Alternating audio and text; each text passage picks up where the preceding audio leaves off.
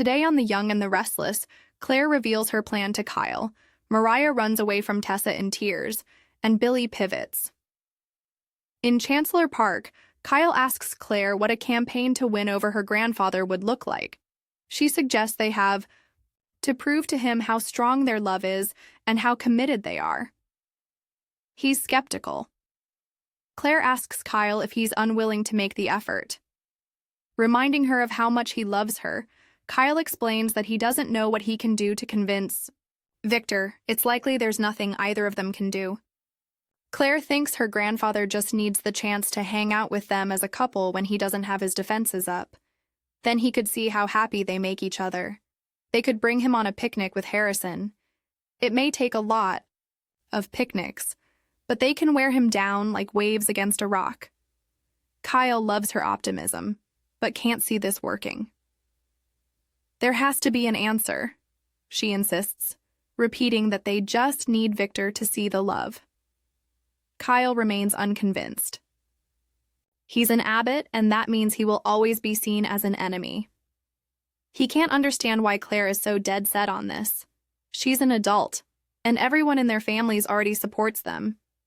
She explains that when she was learning about her family, Victor's story of rising from being an orphan to building a powerful company and having a family resonated with her. When she finally met him and felt his love, she gained a sense of belonging that she never had and didn't think she deserved. Victor's hate runs as deep as his love, and there's no greater hate than his hate for the Abbotts, Kyle reminds her. The man works relentlessly to destroy his family. He points out Victor just threatened him, ordered him not to buy Adam's apartment and to stay away from her. When there's that much rage, how could love be enough to change his mind? However, seeing how important this is to her, he will try. Claire tells Kyle that Nikki said that this isn't just about Victor being a threat. It may be best for them to slow things down. He's confused to hear Nikki advise them not to move in together. Claire assures him she's on their side, but thinks they need to go slower because jumping into this will only make it worse. Kyle worries that they will be giving in to Victor's demands.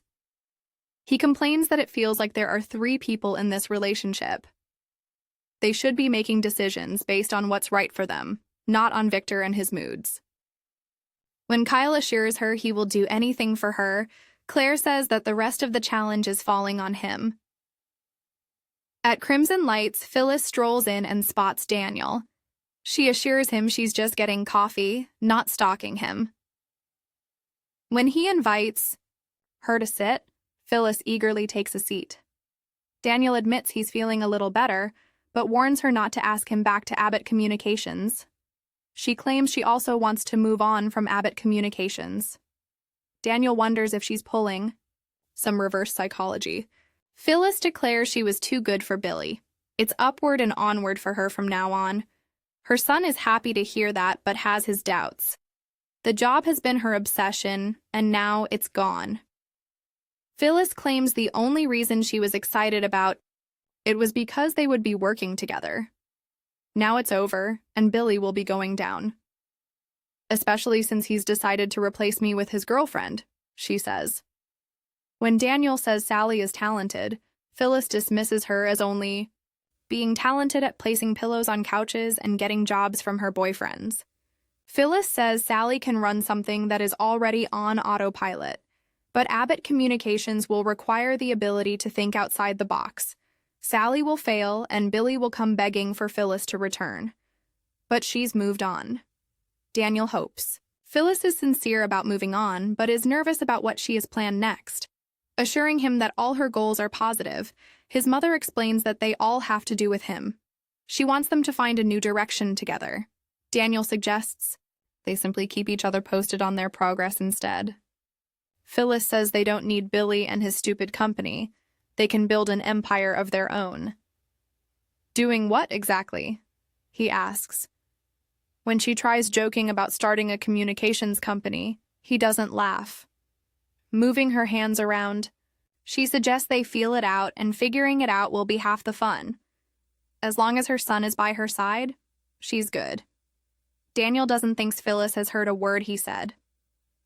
He loves her, but they both have work to do on themselves before they should think about what's next professionally, let alone consider building an empire. Phyllis disagrees. Finding a purpose is the best way to fight off your demons. Her son suggests she's sounding desperate. I need to feel relevant, she says. She also wants Daniel to thrive the way Summer is. She wants to help him find a purpose.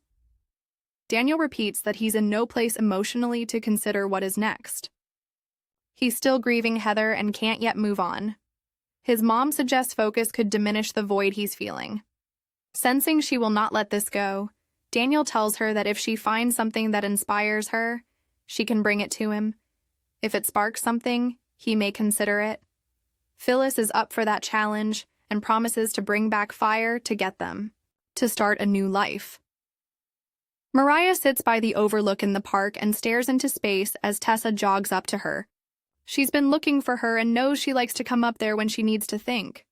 Tessa asks when she will let her in and tell her what's wrong. She thinks her wife is avoiding her. Mariah has been leaving for work early and coming home late, avoiding their breakfasts and not even reading to Arya. I'm just tired. I'm busy, Mariah claims. Her wife guesses something has happened and she doesn't trust her enough to tell her. They used to share everything and now she can't stand to look at her. Tessa wonders if this is about her wanting Mariah to give Ian a second chance. Mariah will admit that it is about Ian and all the twisted things he did to her. She thought she was okay, but seeing him brought it all back. Learning that she was the reason he returned made it all worse. Tessa reminds her that she was a victim too. Mariah's sick of hearing that. Tessa says Ian was evil and did evil. Mariah feels like she's been weak. She never saw Ian for who he was and what he was capable of because she was so needy and broken. Don't say that, Tessa urges, reminding her of how kind and generous she can be. She assumes she shut her out for urging her to forgive Ian and exposing their life to that monster. Tearful Tessa says she will apologize for the rest of her life. If she can't forgive her, maybe they can try therapy? Taking Tessa's hand, Mariah tells her she's not the one who needs to be forgiven. As tears run down Mariah's face, Tessa begs her wife to tell her what it is. No matter how bad it is, she can tell her because she loves her. They can get through this as they get through everything. I'm sorry, Mariah sobs, rushing away. Sitting on the bench alone, Tessa stares and listens to the birds. Daniel drifts by and jokes they should have a jam session since they are both so bluesy. Realizing how upset she is, he asks if she's okay. She bursts into tears and starts sobbing on his shoulder. Billy joins Sally as she sits at society and fills her in on the conversation he had with Victor, who was spewing the same garbage as always. She's not surprised that he was resorting to the usual threats. Sally points out they already have Phyllis, Adam, and Victor coming at them. Billy doubts Phyllis is a threat and dismisses Adam as predictable. Spectra says they should ignore them all. He agrees, but there's a chance for them to avoid any attack. Victor offered not to start a media war if he'd tell him all he knows about Aristotle Dumas' plans for Chancellor. This is no surprise to Sally. Billy explains that Victor's proposition helped him realize that Dumas was out to use him too. His eyes are wide open. Victor slipped up and showed that he's concerned about Dumas. That is something he can use to his benefit, and there will be no risk. He can use what he knows to pit Victor and Dumas against each other and let them duke it out over Chancellor. Billy can see Sally's not loving this idea. She asks if this means he's willing to let go of Chancellor. Billy claims Chancellor was only a means to take Victor down. Watching him go down in flames is worth the risk to him. Sally makes him confirm that he is committed to Abbott Communications and will not take Chancellor back even if it is offered to him. He promises Chancellor is not his endgame. It's time for Victor to get what he deserves, and he'll be happy to watch from a distance. Sally says, "We're in this together, and it's going to be one hell of a ride." They kiss, and Phyllis is standing beside them. She's been eavesdropping.